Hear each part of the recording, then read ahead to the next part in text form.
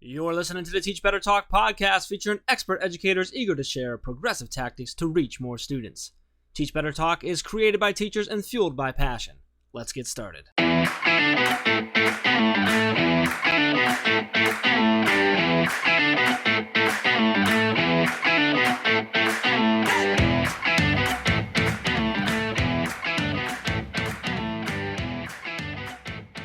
Hey everyone, welcome to episode 234 of Teach Better Talk. My name is Ray Hewart, and as always, I am with my incredibly stressed out co-host, Mr. Jeffrey Gargis. He said he had a good day, guys, but he's been griping for the past 10 minutes, so heads up, just saying. Well, to be fair, I'm having a lot of issues with with my equipment, so I'm upset about it.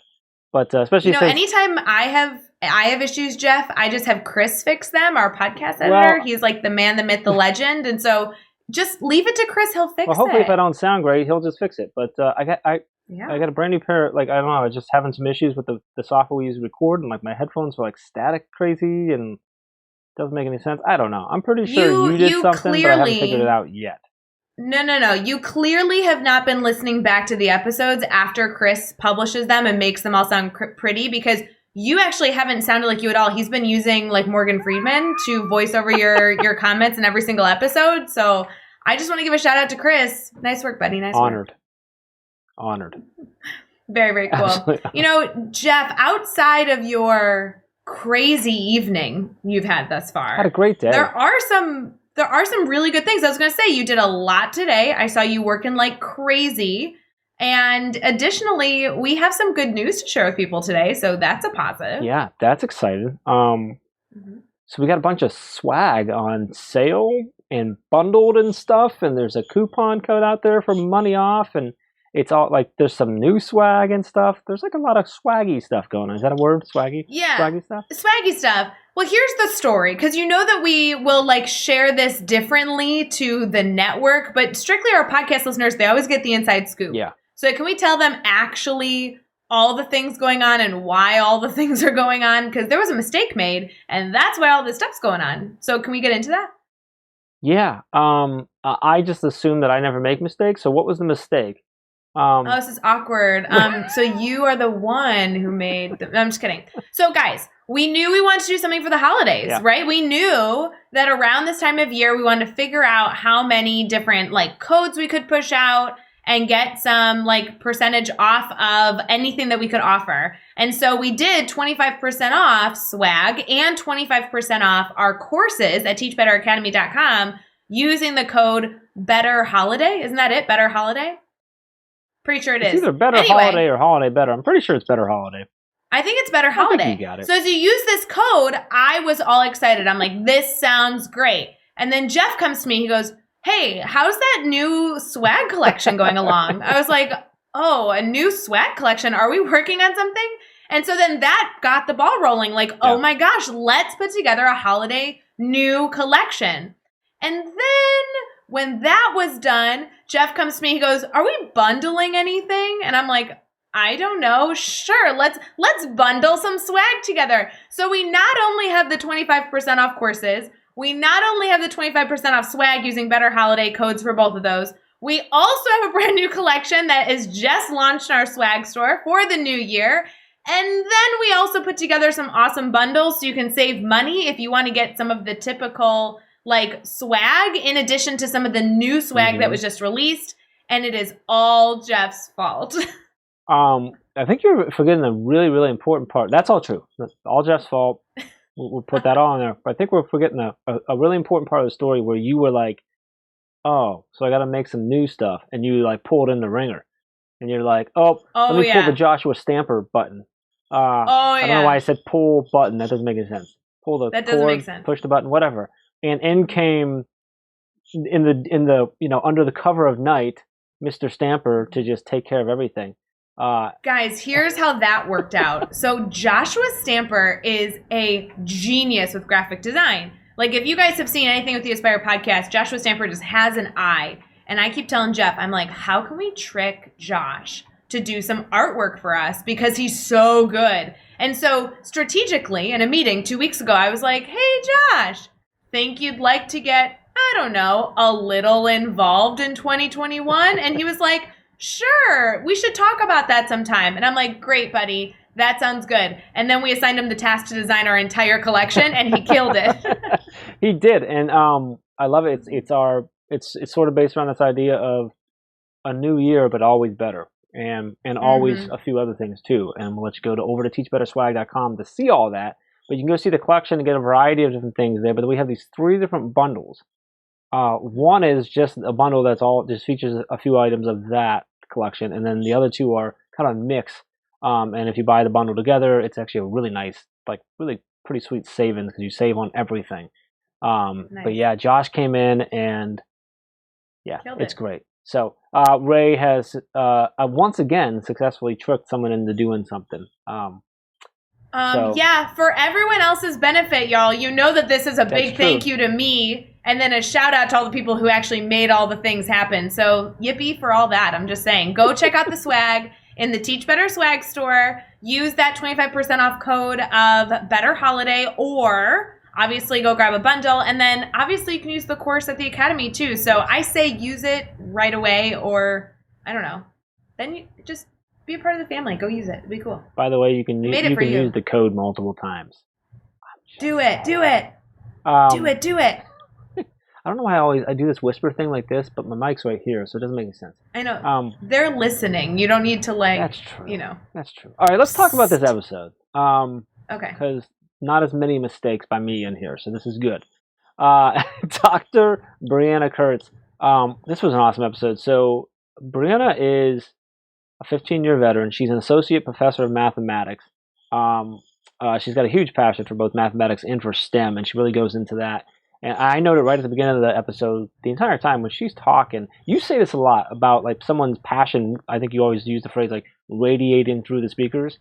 I'm sorry. No, I say oozing. It oozes out of the speaker. I apologize. Yes. Not radiating, oozing. I don't want to put words in your mouth. But like she was, from the start, oozing. I gotta put the right emphasis on it. But really great. I really loved her failure story about the opportunity on how to model that, and then she had some just one-liners throughout and some quotes and stuff that I was loving this episode. So super excited for people to listen to it. Ray, anything specific you want to call out or?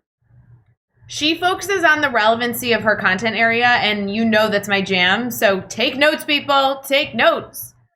All right. With that, let's get to episode 234 with Dr. Brianna Kurtz.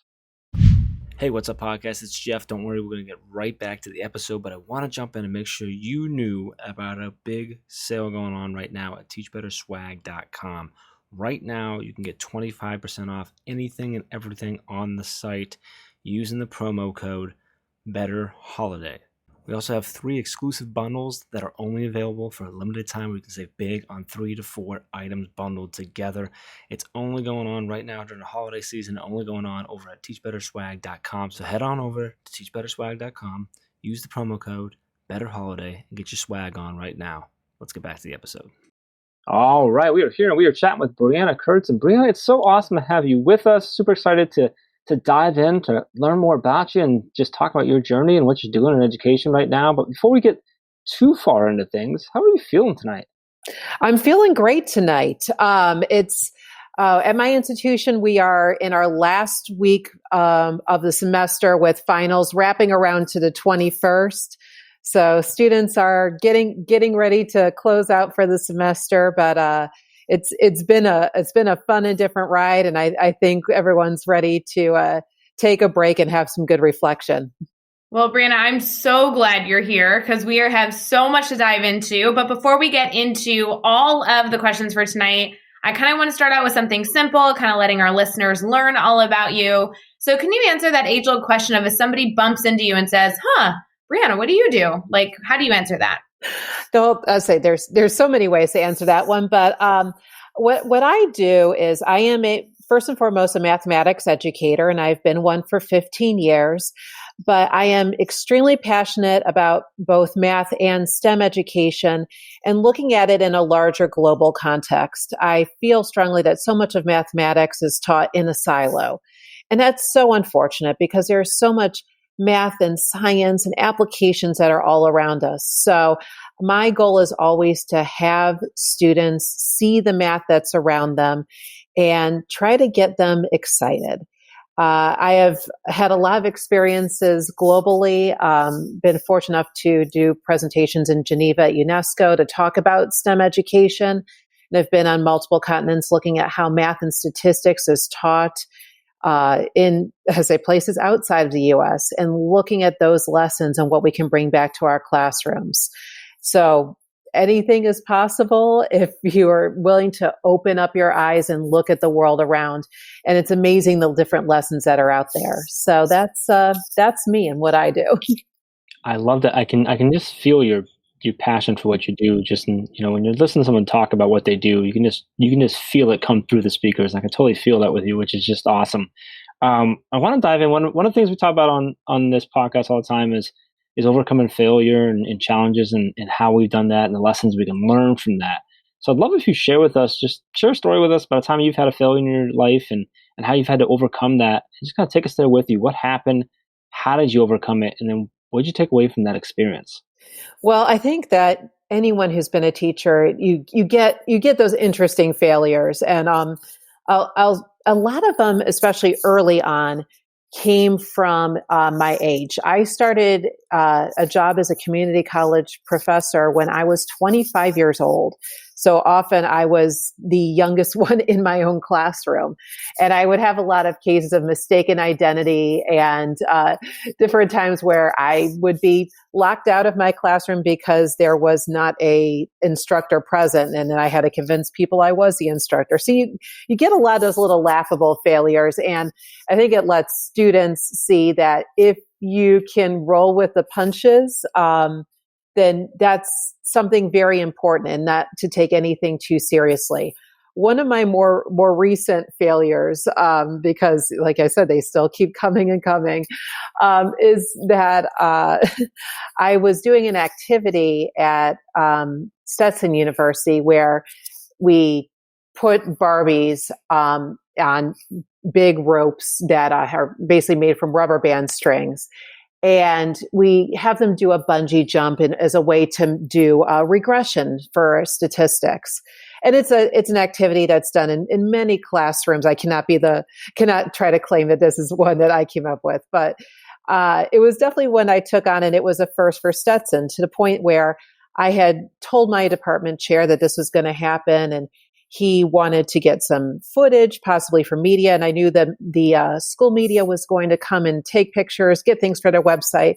But before that happened, no one had told campus safety what was happening. So they got a call about why students were on the fire escape of dormitories, dropping Barbies off of balconies and plunging downwards. So I introduced myself and talked to one gentleman. He left. He came back with a backup. They left.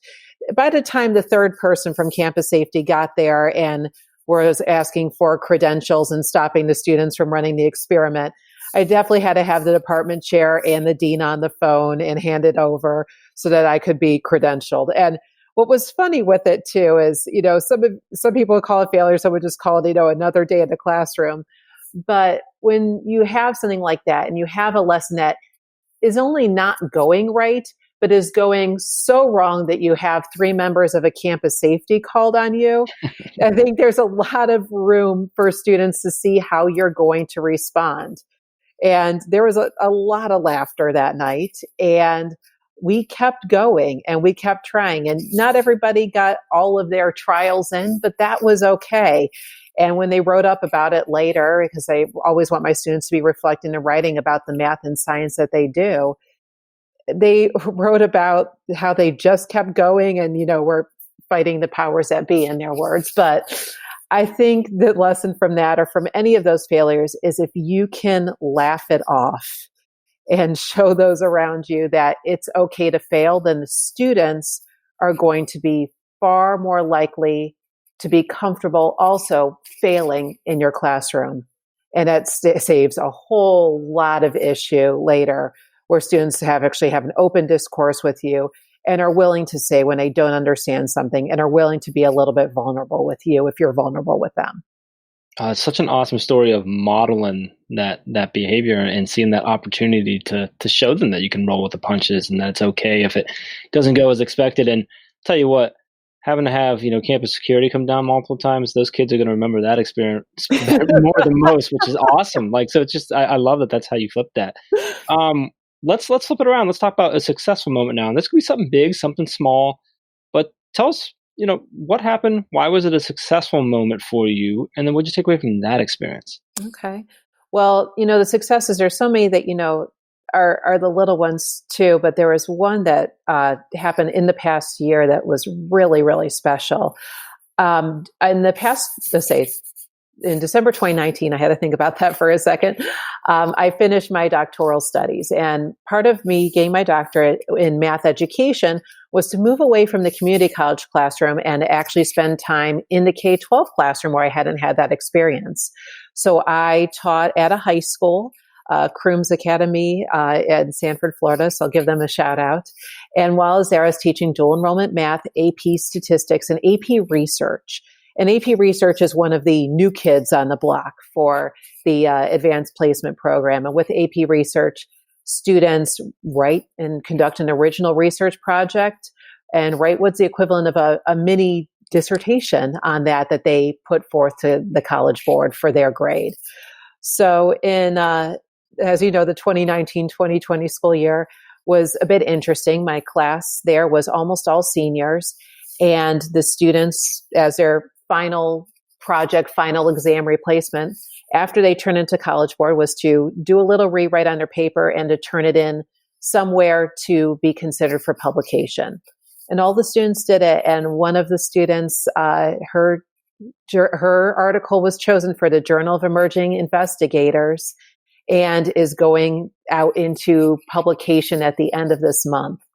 So watching this young woman who confided to that she wasn't feeling so strong about a writer, to go from that to actually being a published author as a high schooler was so, so special. And to watch the students go through that research process and to build on something that they cared about and just go way far beyond what they thought was possible. I can't think of a better success than that one. And it was so fun too, because they're writing their papers as I was finishing my dissertation, and we would go around the room and all read each other's stuff. And again, being part of that classroom, exposing, being vulnerable, and seeing what we could all take away from each other. But I say, watching this young lady get published is just, it thrilled me, as I'm sure any teacher would. And also the journal she got published in, I was super happy it was not a pay-to-publish journal, which are a lot of ones advertised to high schoolers. This is one where you don't pay to publish, because I told my students I didn't want those academic practices starting early that would not be looked highly upon later. So they all put into journals where they're accepted on their merit, and she got published. So that's what I took away from it, was just that it's amazing when you have an open classroom environment where students are allowed to try, fail, support each other, and really conduct something that they're interested in, just how far they can go. Oh, it's a huge success. I love that moment. I so appreciate that you went into such detail, because I feel like a lot of people may not know that entire process. And so I love that you shared on that, because it was not only an inspiring story, but then so many good details that we can walk away with. If you had to identify what is keeping you excited right now about education, and what I mean by that is something that's really fueling your fire and, getting you excited for the field and the work that you do, what would that be for you? Honestly, the thing that's keeping me most excited right now is thinking about what's coming next. We're in this really interesting time in education. And I say interesting, I know can be taken with a grain of salt, but we're seeing here, some of us are in person, some of us are online, some people are hybrid, some are high flex. I know myself, I have been online synchronous Zoom for the entire semester. What I want to see and what I will keep, what other educators are going to keep from what they're doing right now. I feel like there's a lot that's going on in media talking about how much we can't wait for the return to normalcy. But when we're talking about the before times, there was a lot of dissatisfaction then too, where educators were talking about what they wish was different, what they wish would change, but classrooms are looking the same as they did in the 1940s. Now, all of a sudden, by force, at least in the American schools, we've had to do a lot of adaptation. So I will be very curious and excited to see the different innovation that has come out of this time and what is going to shape our classrooms of the future and the classrooms of what we're calling the return. So when I'm looking at my classroom right now, something that's been super helpful to me, especially as a mathematics educator, is I have struggled with getting around to every student, seeing what they're saying, seeing what the steps are that they're putting down, and hitting everyone, especially my ones who are more reluctant to speak out. The Zoom chat private answer option has been incredible, that I can say, put it in the private chat to me, let me know where you're at. And I will have every student saying, I'm stuck, or I'm here, or this is where I'm thinking. And oh my gosh, I can get results that are so much better than things that I had tried before in the classroom, even in classroom polling. You can get an answer with that, or you can have students flip over cards and say, how are you feeling? Red, yellow, green, happy, sad. But to get that detailed feedback and allow them to say it to me privately and in the moment, I've got to figure out a way to keep that when I am returned to in person, because that has been amazing and something that I wouldn't have gotten to see otherwise. So I'm excited about, from this weird, trying time that we're in, what I get to keep and the things I get to keep that will make me better on the other side, and to make the other side look even better than it did before we went into this. Yeah, I hope every single listener is considering right now what they intend to keep and what they are, excited to not continue forward, and really evaluating why each one of those strategies, each one of those tech tools, each one of those items fall into a bucket, and really trying to think about what we can continue to learn from this experience. I love that answer. If you had to give a piece of advice, we sometimes talk about new teachers in this question. It really can be all educators. If you want to give one piece of advice for educators during your episode, what would that be? I think the biggest piece of advice I'd give right now is, if your lesson isn't going well, don't try to fake it. There's so many times where lessons don't go well. There's so much pressure on first-year teachers especially to be perfect. And they're being constantly evaluated and observed and getting this feedback, but the pressure for perfection is astounding. The more I think that teachers can confess to each other that 15 years in, 20 years in, 40 years in, you are still not perfect, is what can help those first-year teachers the most. It's okay for lessons to go badly, and it's okay to look around your room and say, well, that didn't go well. We're going to try something again tomorrow. And it's okay. The students are not going to lose respect for you. In fact, they will often respect you more because you're not trying to cover it up. Students are really good at sniffing out people who are lying. So don't lie. And if there's a question that you don't know, say that you don't know, but that you'll get back to them about it and look it up. Everybody can actually grow together in this.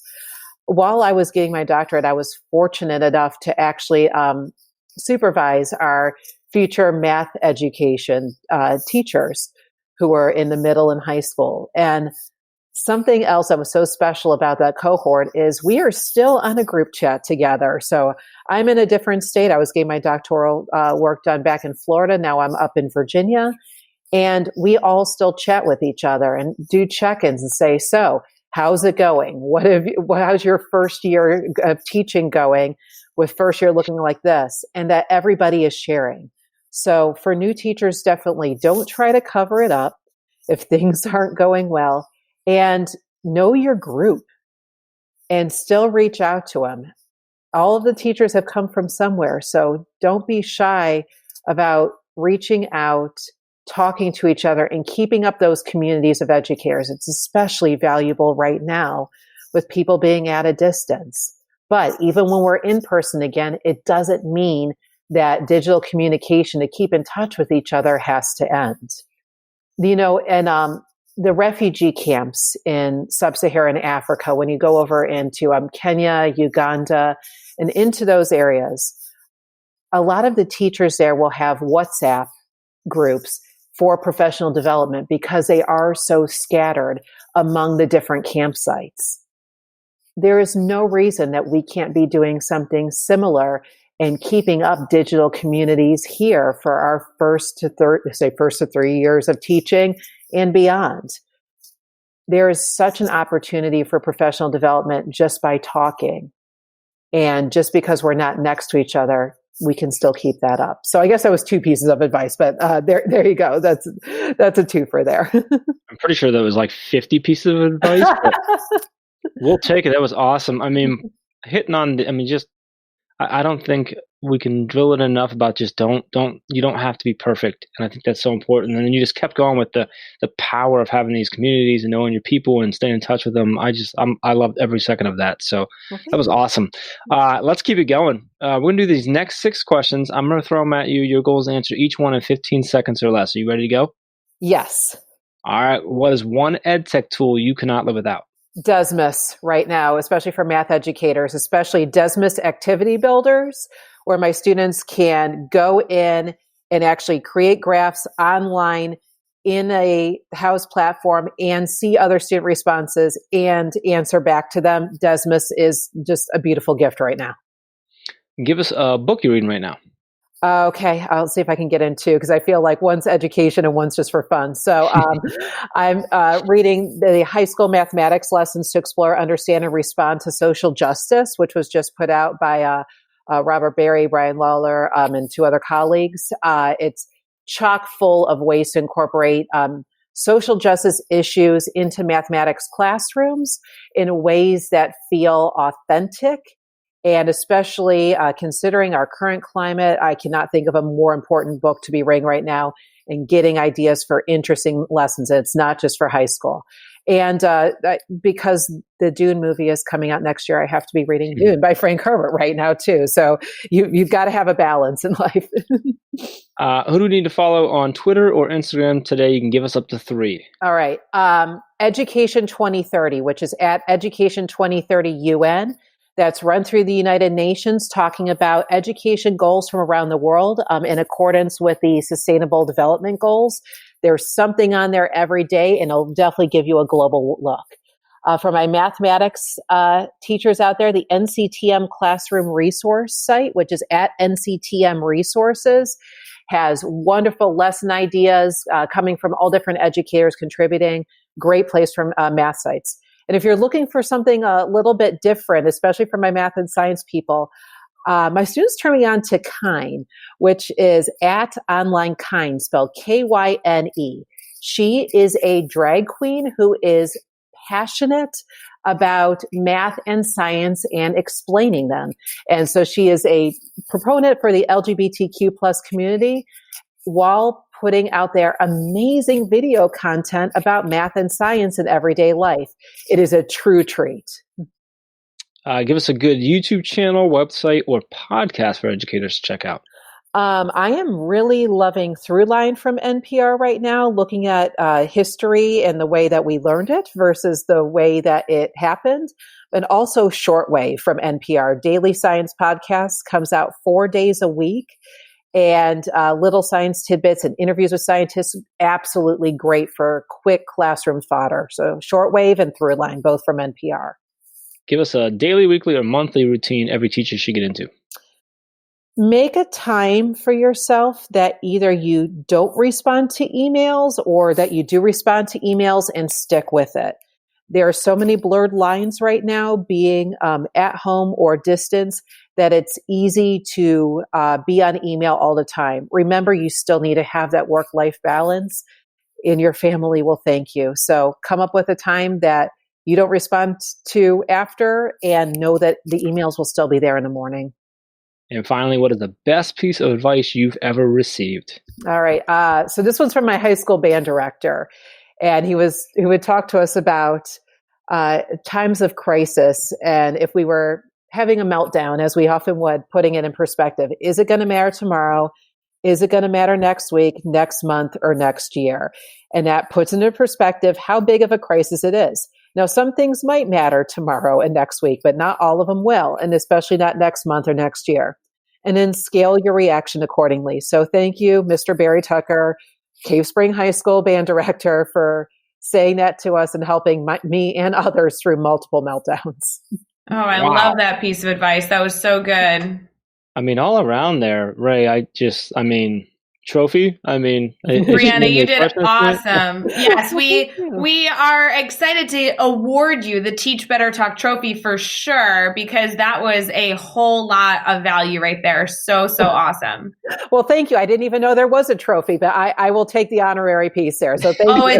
It's very official. It's going to arrive in a box at your door. If you don't receive it within the next few weeks, you should definitely reach out to Jeff and complain. Actually, for any of our listeners who are looking to send their complaints to Jeff, it's just jeff@teachbetter.com. Feel free to send your complaints there. And that's a great spot. But Brianna, this has been so good having you share all these different tips and tricks and stories. And I know our listeners are going to want to stay connected to you. Would you mind sharing how they can stay connected, what the best kind of spots are to continue to engage with your content? Yeah, absolutely. So probably the easiest way is to follow me on Twitter. My Twitter handle is @Brianna A. Kurtz. So that's BRIANNA, then my middle initial A, and last name KURTZ. And that is my Twitter handle. And you can find all the links, all the resources, and everything we talked about in this episode over at teachbetter.com, as well as the important links for connecting with Dr. Kurtz and keeping this conversation going. So head over to teachbetter.com for that. Be sure to hit subscribe so you don't miss any upcoming episodes. And if you can give us a rating and a review, we'd really appreciate that as well. And let's keep taking this one step further. Just think of 3 of your colleagues who need to hear these amazing stories and connect with these amazing educators, and just share this podcast with them. Brianna, this was awesome. Such a great episode. I'm so excited that you were able to come on and that people are going to be able to learn from you and get inspired by you and hopefully connect with you and continue to grow with you. Just really, really appreciate your time. Thank you so much. Thank you. And until next time, let's get out there and let's teach better.